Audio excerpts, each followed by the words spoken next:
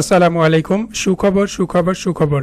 খাদ্য অধিদপ্তরের উপখাদ্য পরিদর্শক পদের বাছাই পরীক্ষার এমসিকিউ পদ্ধতিতে যে পরীক্ষা গ্রহণ করা হয়েছিল তার ফলাফল প্রকাশ করা হয়েছে।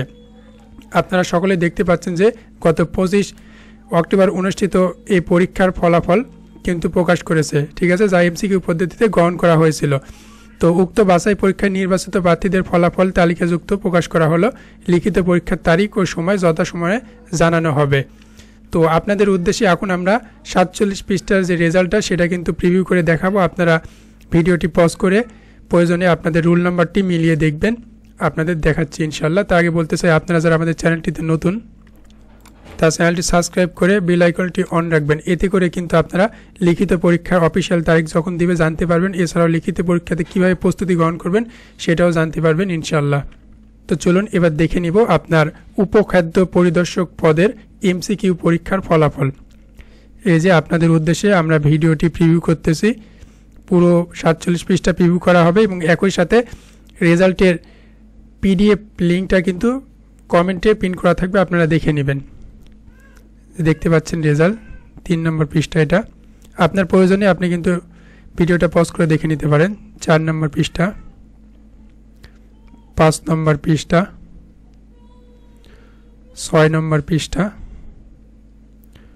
7 নম্বর পৃষ্ঠা, 8 নম্বর পৃষ্ঠা, 9 নম্বর পেজ, 10 নম্বর পেজ, 11 নম্বর পেজ, 12 নম্বর পেজ, 13 নম্বর পেজ, 14 নম্বর পেজ, 15 নম্বর পেজ। আমি আবারও বলতেছি, আপনাদের প্রয়োজনে ভিডিওটা পজ করে দেখে নেবেন, কেননা 47 পেজে কিন্তু এই রেজাল্টটা প্রকাশ করা হয়েছে। মূল রেজাল্ট প্রকাশ করা হয়েছে 45 পেজে, আর 2 পেজ আপনার নোটিশ। 18 নম্বর পেজ, 19 নম্বর পেজ, 20 নম্বর, 21 নম্বর, 22 নম্বর, 23 নম্বর, 24 নম্বর, 25 নম্বর।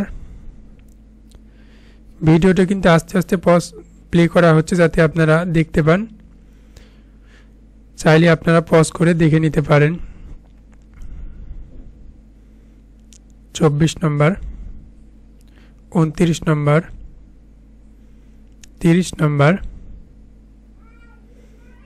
31 নম্বর, 32, 33, 34, 35, 36, 37, 38, 39, 40, 41, 42, 43, 44, 45, 46 এবং সর্বশেষ 47 নম্বর। সর্বমোট কিন্তু 7815 জনকে টেকানো হয়েছে লিখিত পরীক্ষার জন্য। লিখিত পরীক্ষার তারিখ কিন্তু যথাসময়ে জানিয়ে দিবে, আর আমরা আপনাদেরকে জানিয়ে দিব। তো এই ছিল আজকের ভিডিও। যারা উত্তীর্ণ হয়েছেন তাদেরকে সাধুবাদ, এবং যারা উত্তীর্ণ হতে পারেননি তাদের জন্য সমবেদনা। তবে আপনারা চেষ্টা করবেন পরবর্তী ধাপে ইনশাল্লাহ। ভিডিওটি ভালো লাগলে লাইক, কমেন্ট, শেয়ার করবেন। একই সাথে চ্যানেলটি সাবস্ক্রাইব করে রাখবেন। আসসালামু আলাইকুম।